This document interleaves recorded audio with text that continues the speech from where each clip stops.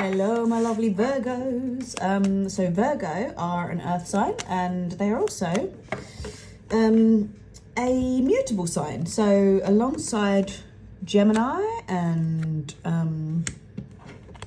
Pisces and something else are the mutable signs. So you're very adaptable. You are initiators. You like to get things started. You don't much like to finish anything.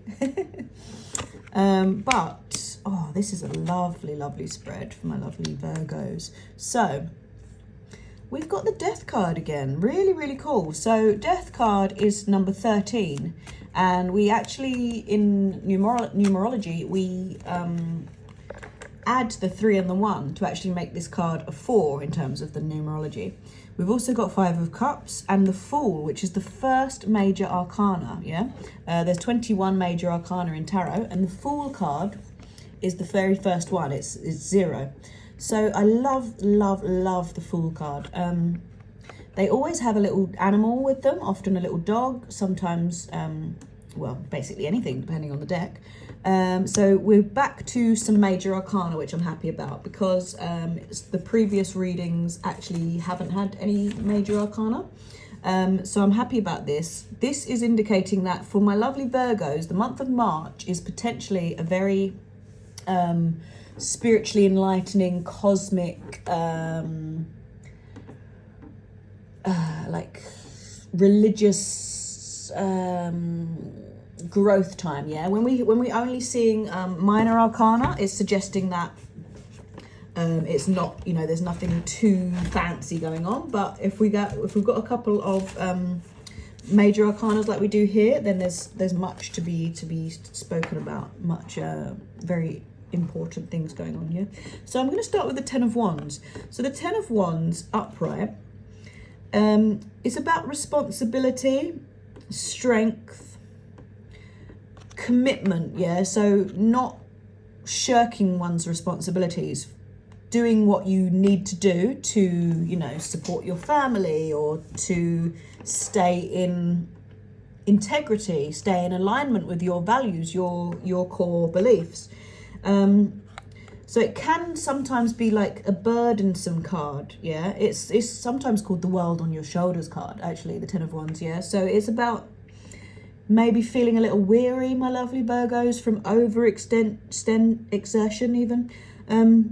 So you need to set boundaries, my lovely Virgos. You need to find a different way to handle responsibility, yeah? It can also sometimes indicate that you're maybe carrying burdens that aren't yours. Can you pass off some of these responsibilities that you've taken on? Are you overextending and giving to people that don't deserve it or don't need it or that are taking advantage, or maybe you're actually doing them a disservice by doing so much? It's like when we over parent our children and then they don't get to learn how to do for themselves and time management and all that kind of thing, yeah? So the 10 of Wands is telling me take your pump the brakes a little, because you could be doing too much and you're almost certainly not being remunerated in the way that you should be for it, yeah? So we also have, my lovely Virgos, the 5 of Cups, yeah? So 5's all about change. In the reverse position also. So 5's all about change. Cups are to do with the water sign, so yin energy, feminine energy, and what fills us up, how we sort of carry our emotions. So when we see the 5 of Cups in the reverse position, it can indicate that you are, like repressing or suppressing your emotions on behalf of somebody else. So you feel like you want to tell them how you feel, but something's making you think better of it. And something's preventing you from being really upfront about how you're feeling about a certain situation or about a certain person. So I would suggest that combined with the Knight of Swords, which I'll move on to, these two are telling me that, my lovely Virgo, you need to find, So some kind of strategy is required to know when, or not even to know, because it's kind of neither here nor there. But to work out for yourself when you're going to hold your tongue, and when you're going to really just let loose, because it's indicating to me that with this Ten of Wands card, it's kind of like you sometimes let things go on too long. You know, Virgos can be very, they can hold a grudge kind of thing, yeah? So I think sometimes you rely on that and you think, well, I don't need to be clear and confrontational because I'll just hold a grudge for 10 years. But actually that's not so healthy emotionally. And it's not so healthy for our relationships. You know, if you never tell the person how you're feeling, then they'll never get the opportunity to respond and to change and to apologize, you know. So, so I've jumped around a little bit. Apologies for that. So with relation to the Knight of Swords reversed and how these two link, the Five of Cups and the Knight of Swords. The Knight of Swords is about lackadaisical, being a little too lackadaisical, you know, and indecisive and confused. So this to me is sort of going together. So yeah, can you think of a way to decide whether you need to come clean or when you need to come clean is probably the better idea. So you can, of course, there's no need to fly off the handle the first time somebody takes advantage or the first time somebody does something that you're not happy about, but there is this tendency to let it slide too often and for too long, and then the resentments to build and then you never bring it up because it kind of, you know, it would be too explosive then. So Knight of Swords is telling me find a way to deliver the message in a way that's going to be received well. And that probably means delivering the message earlier, my lovely Virgos, and not allowing it to go on for so long. Yeah, so I'm going to move on to the lovely major arcanas now. So I love having the Death card. People get scared of it, of course, because it sounds pretty awful. But the Death card, especially reversed, is actually quite a great card. So the Death card in the reversed is telling me, Virgo, that you might be putting off making a decision, yeah? When it's upright, it's about transformation heralded by loss. So it's this idea that, you know, death isn't the end, it's the beginning of a new cycle.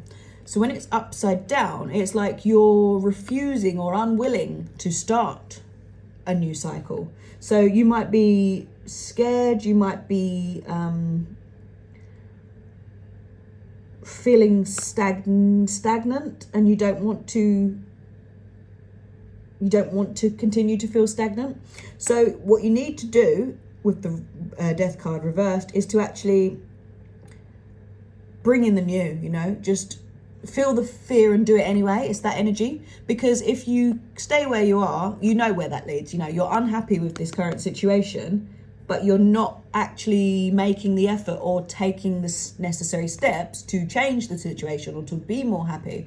So yeah, that's really great, Virgo. Look, just, yeah, take the leap, you know. And I think this is why we're getting the Fool card in this same position right next to Death. So the Fool is this very youthful, carefree, you know, he's got all his belongings on his back right there. So this is about like just jumping off the cliff into the unknown. I mean, not the cliff because that sounds dangerous, but you know, he's sitting there and he's got his whole life ahead of him and he's got his lovely little pet. And this pet is always representing our animal instinct. So how, my lovely Virgos, can you embrace your more instinctive nature and be more like a dog, you know, like if you need to rest. If you wake up and you find this little shaft of light, you lie there all day and enjoy it, you know, like embrace your animal like nature and stop getting, you know, ground up in the gears of your thoughts and fears and worries. Just go for it, yeah? So the last one is our Five of Pentacles. So the Five of Pentacles can sometimes indicate poverty and lack. In the traditional deck, they're these kind of cold, hobbled over characters. But if you take the traditional reading, it's also a potential for not quite seeing what's available to you. So they look like they're in a very poor position, but actually there's potential. They're walking past a cathedral, and if they could just look up and use their senses to see exactly what's around, they'd find that, you know, they can go inside and get warm. So this is indicating to me, my lovely Virgos, that you need to maybe take a little step back and try to see the bigger picture and be grateful, you know, generate that attitude of gratitude so that the universe isn't hearing complaint so often from you, and that way it will give you more of what you need, or at least it will even show it to you more clearly so that you see it. Yeah, so that's lovely March reading for my lovely Virgos. Pop your comments in the chat, or pop your comments below and let me know how that resonated with you, my lovely Virgos. Thank you so much. Love and light.